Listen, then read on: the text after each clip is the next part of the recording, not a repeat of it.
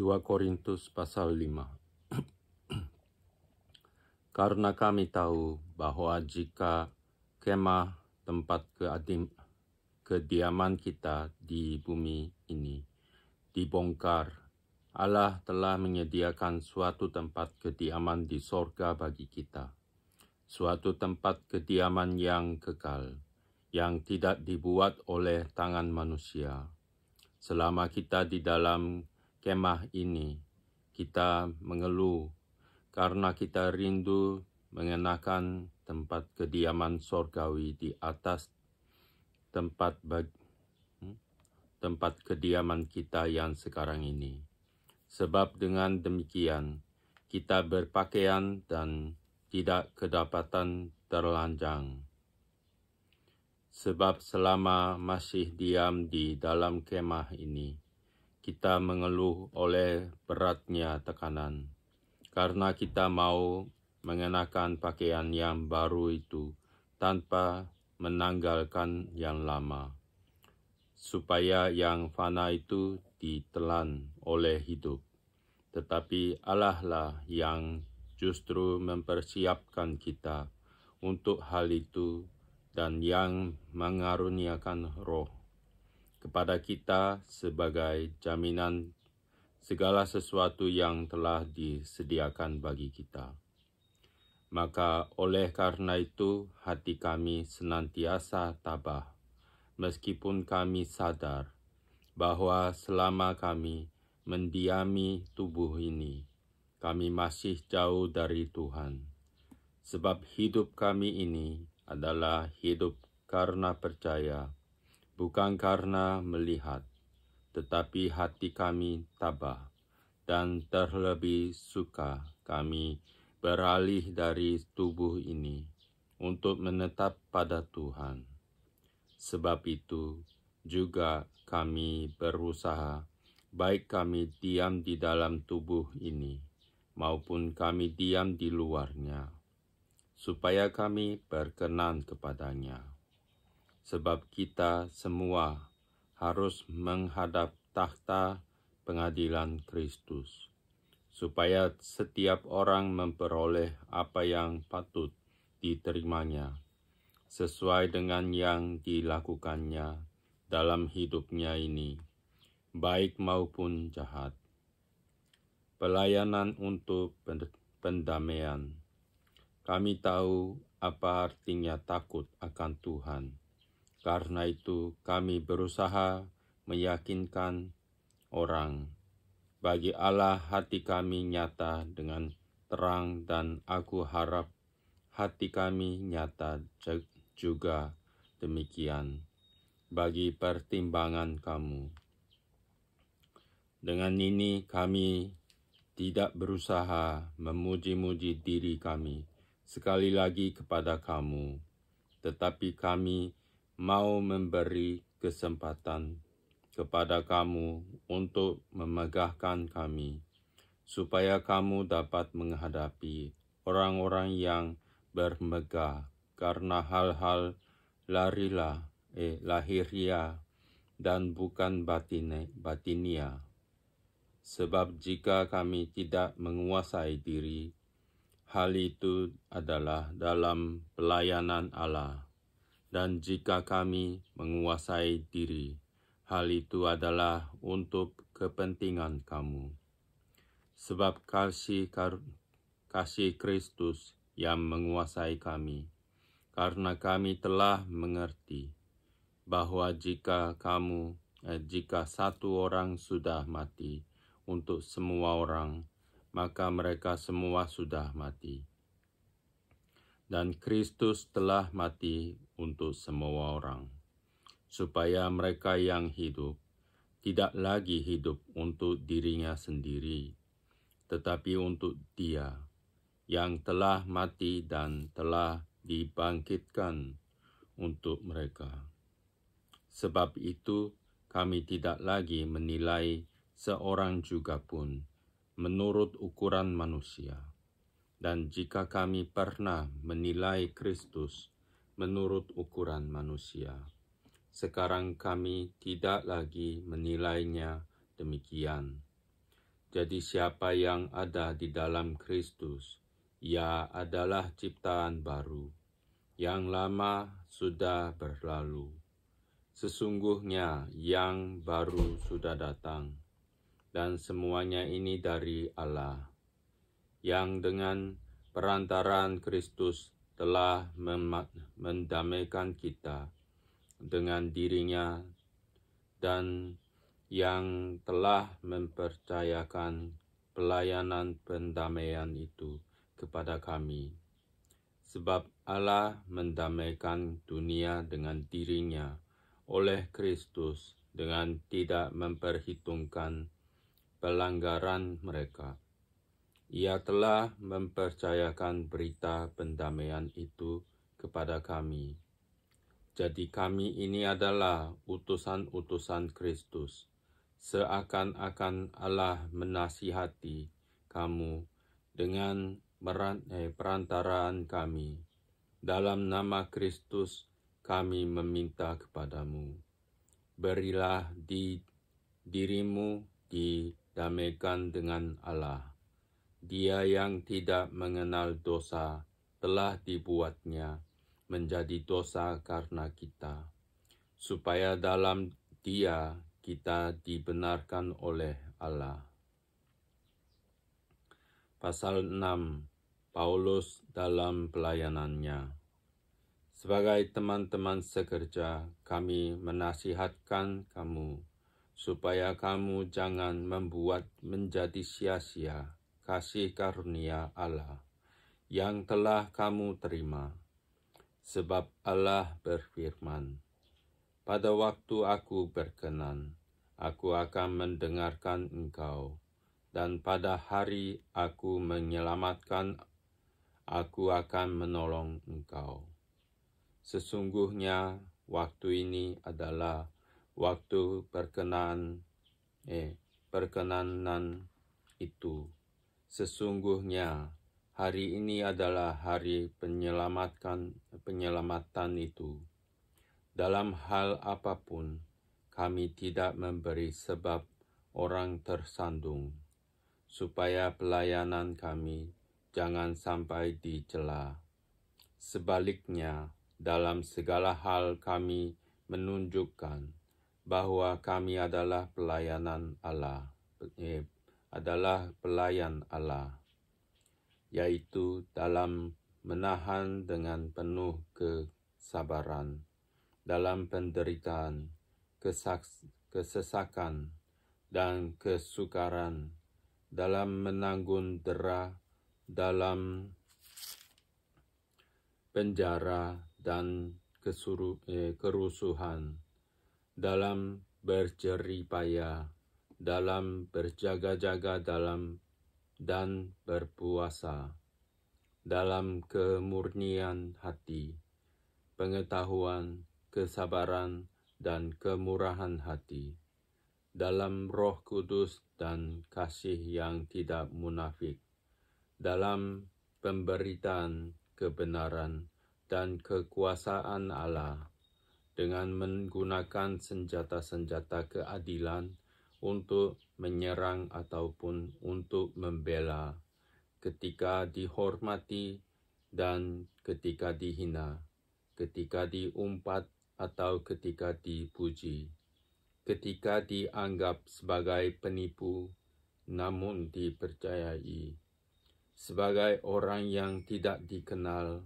namun terkenal, sebagai orang yang nyaris mati dan sungguh kami hidup, sebagai orang yang dihajar namun tidak mati, sebagai orang berdukacita namun senantiasa bersukacita, sebagai orang miskin namun memperkaya banyak orang, sebagai orang tak bermilik sekalipun kami memiliki segala sesuatu. Jangan ada lagi noda kekafiran. Hai orang Korintus, kami telah berbicara terus terang kepada kamu. Hati kami terbuka lebar-lebar bagi kamu, dan bagi kamu ada tempat yang luas dalam hati kami. Tetapi bagi kami hanya tersedia tempat yang sempit di dalam hati kamu. Maka sekarang, supaya timbal balik, aku berkata seperti kepada anak-anakku, bukalah hati kamu selebar-lebarnya. Janganlah kamu merupakan pasangan yang tidak seimbang dengan orang-orang yang tak percaya. Sebab persamaan apakah terdapat antara kebenaran dan kedurhakaan? Atau bagaimanakah terang dapat bersatu dengan gelap? Persamaan apakah yang terdapat antara Kristus dan Belial? Apakah bagian bersama orang-orang percaya dengan orang-orang yang tak percaya? Apakah hubungan baik Allah dengan berhala? Karena kita adalah baik dari Allah yang hidup, menurut firman Allah ini. Aku akan diam bersama-sama dengan mereka dan hidup di tengah-tengah mereka, dan aku akan menjadi Allah mereka, dan mereka akan menjadi umatku. Sebab itu, keluarlah kamu dari antara mereka, dan pisahkanlah dirimu dari mereka. Firman Tuhan, dan janganlah menjamah apa yang najis, maka aku akan menerima kamu, dan aku akan menjadi bapamu, dan kamu akan menjadi anak-anakku laki-laki dan anak-anakku perempuan. Demikianlah firman Tuhan yang Maha Kuasa. Pasal 7. Saudara-saudaraku yang kekasih, karena kita sekarang memiliki janji-janji itu, marilah kita menyucikan diri kita dari semua pencemaran jasmani dan rohani, dan dengan demikian menyempurnakan kekudusan kita dalam takut akan takut akan Allah. Sukacita sesudah dukacita. Berilah tempat bagi kami di dalam hati kamu. Kami tidak pernah berbuat salah terhadap seorang pun. Tidak seorang pun yang kami rugikan. Dan tidak dari seorang pun kami cari untung. Aku berkata demikian, bukan untuk menjatuhkan hukuman atas kamu. Sebab tadi telah aku katakan bahwa kamu telah beroleh tempat di dalam hati kami, sehingga kita hidup sehidup semati. Aku sangat berterus terang terhadap kamu, tetapi aku juga sangat memegahkan kamu. Dalam segala penderitaan kami, aku sangat terhibur dan sukacitaku melimpah-limpah. Bahkan ketika kami tiba di Makedonia, kami tidak beroleh ketenangan bagi tubuh kami. Di mana-mana kami mengalami kesusahan, dari luar pertengkaran dan dari dalam ketakutan. Tetapi Allah yang menghiburkan orang yang rendah hati, telah menghiburkan kami dengan kedatangan Titus, bukan hanya oleh kedatangannya saja, tetapi juga oleh penghiburan yang dinikmatinya di tengah-tengah kamu, karena ia telah memberitahukan kepada kami tentang kerinduanmu, keluhanmu, kesungguhanmu untuk membela aku, sehingga makin bertambahlah sukacitaku. Jadi meskipun aku telah menyedihkan hatimu dengan suratku itu, namun aku tidak menyesalkannya. Memang pernah aku menyesalkannya, karena aku lihat bahwa surat itu menyedihkan hatimu, kendati pun untuk seketika saja lamanya. Namun sekarang aku bersukacita, bukan karena kamu telah berdukacita, melainkan karena dukacitamu membuat kamu bertobat, sebab dukacitamu itu adalah menurut kehendak Allah, sehingga kamu sedikit pun tidak dirugikan oleh karena kami, sebab dukacita menurut kehendak Allah menghasilkan pertobatan yang membawa keselamatan dan yang tidak akan